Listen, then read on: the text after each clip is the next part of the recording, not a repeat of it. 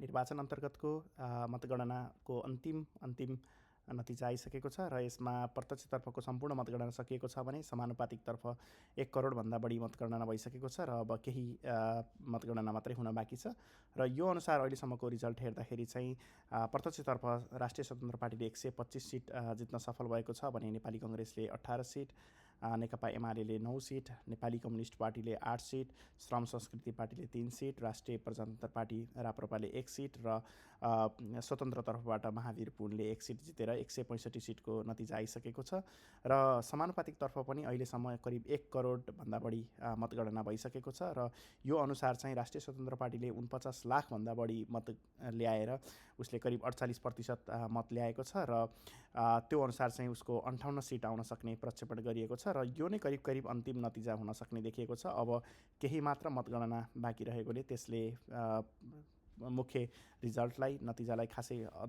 फरक पार्न सकिने देखिएको छैन र यसअनुसार तपाईँहरूले यहाँ देख्न सक्नुहुन्छ अदर्स भनेर 8% देखिएको छ, जुन चाहिँ धेरै पार्टीहरूमा यसलाई विभाजन गर्नुपर्ने भएको भएर कुनै पनि पार्टीको थ्रेसहोल्ड कटेको छैन। थ्रेसहोल्ड कटाउनलाई 3% मत ल्याउनु पर्ने हुनेछ र त्यसले गर्दाखेरि अन्य पार्टीहरूले कुनै पनि समानुपातिक सिट पाउन सक्ने छैनन् र जसअनुसार चाहिँ राष्ट्रिय स्वतन्त्र पार्टीको 58 सिट, नेपाली कङ्ग्रेसको 20 सिट, नेकपा एमालेको 16 सिट, नेपाली कम्युनिस्ट पार्टीको 9 सिट र श्रम संस्कृति पार्टीको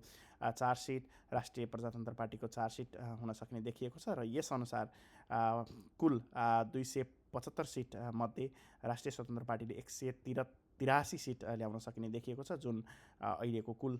संसदको 275 साइजको 66.55% हुन जान्छ र 2/3 बहुमतको लागि चाहिँ 1-2 सिट चाहिँ नपुग्ने देखिएको छ। तर सरकार बनाउनको लागि एउटै पार्टीले सरकार बनाउनको लागि चाहिँ बहुमत मात्रै भए पुग्छ, जुन भनेको चाहिँ 275 को 50% मात्रै भए पुग्छ, जुन चाहिँ उनीहरूलाई आरामसँग पुगेको देखिन्छ। तर 2/3 कुनै कानुन संशोधन अथवा केहीको लागि चाहिँ 2/3 आवश्यक पर्ने हुन्छ, तर प्रतिनिधि सभाको 2/3ले मात्रै पुग्दैन, त्यसको लागि राष्ट्रिय सभाको 2/3 पनि जरुरत हुन्छ र जुन चाहिँ राष्ट्रिय स्वतन्त्र पार्टी एक्लै त्यो पार्टीको मात्रै पुग्ने सक्ने देखिँदैन। तर सरकार चलाउनको लागि भने चाहिँ प्रष्ट बहुमत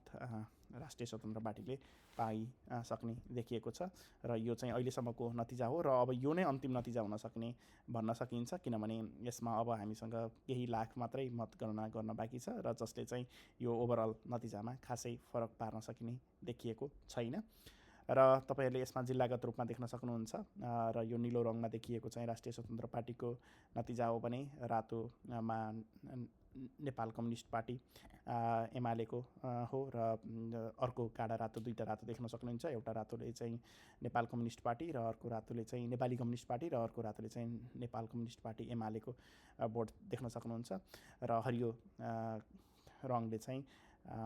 नेपाली कङ्ग्रेसको भोट देख्न सक्नुहुन्छ र यसरी समग्रमा हेर्दाखेरि चाहिँ बागमती प्रदेश, गण्डकी प्रदेश र मध्य प्रदेशको करिब सबै जिल्लाहरूमा चाहिँ राष्ट्रिय स्वतन्त्र पार्टी हाबी भएको देखिन्छ र अन्य जिल्लाहरूमा चाहिँ अरू पार्टीहरूको पनि रिजल्ट देखिन सकिन्छ। र प्रदेशगत रूपमा हेर्दाखेरि चाहिँ हुन त यो निर्वाचन प्रदेश सभाको होइन, तर पनि कुन प्रदेशबाट कति प्रतिनिधित्व आए भन्नको लागि चाहिँ कर्णाली प्रदेशमा चाहिँ नेपाली कङ्ग्रेस पहिलो पार्टीको रूपमा देखिएको छ, जसले 5 सिट ल्याएको छ भने नेपाली कम्युनिस्ट पार्टीले 4 सिट ल्याएर दोस्रो भएको छ, राष्ट्रिय स्वतन्त्र पार्टीले 1 सिट ल्याएको छ र बाँकी रहेको अधिकांश प्रदेशहरूमा चाहिँ, बाँकी रहेको सबै प्रदेशमा भनौँ न, सबै प्रदेशहरूमा चाहिँ राष्ट्रिय स्वतन्त्र पार्टी पहिलो स्थानमा देखिन्छ भने दोस्रो स्थानमा कुनै ठाउँमा नेपाली कङ्ग्रेस, कुनै ठाउँमा नेपाली कम्युनिस्ट पार्टी देख्न सकिन्छ र यसरी चाहिँ प्रदेशगत रूपमा कुन प्रदेशमा कुन पार्टीले कति सिट लिएर आए भन्न चाहिँ यसमा देख्न सकिन्छ। यो चाहिँ प्रत्यक्षतर्फको जुन कुल 165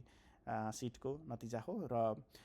समानुपातिकतर्फ चाहिँ प्रदेशगत भन्ने चाहिँ ठ्याक्कै हुँदैन, तर विभिन्न प्रदेशहरूबाट विभिन्न दलहरूको प्रतिनिधित्व चाहिँ हुने गर्दछ र यसअनुसार चाहिँ नतिजा आएको छ र यो नतिजाले चाहिँ अहिले समग्रमा हेर्दाखेरि चाहिँ राष्ट्रिय स्वतन्त्र पार्टीलाई सरकार बनाउनको लागि चाहिने प्रष्ट बहुमत पाएको छ, जसले गर्दाखेरि चाहिँ अब स्थायी सरकार, एउटै पार्टीको सरकार हुन सकिने चाहिँ सम्भावना देखिएको छ र त्यसले गर्दा पहिला हुने गरेको गठबन्धनहरू एउटा पार्टीबाट अर्को पार्टीको अथवा बिचबिचमा सरकार परिवर्तन हुन सक्ने सम्भावनालाई चाहिँ यसले त्यो सम्भावना देखिँदैन। तर हेर्दैछौँ नेपालको राजनीतिक परिवेश कसरी अगाडि बढ्छ र अहिलेसम्मको नतिजा यो छ र यो नै करिब अन्तिम नतिजा हो भन्न चाहिँ सकिन्छ। धन्यवाद।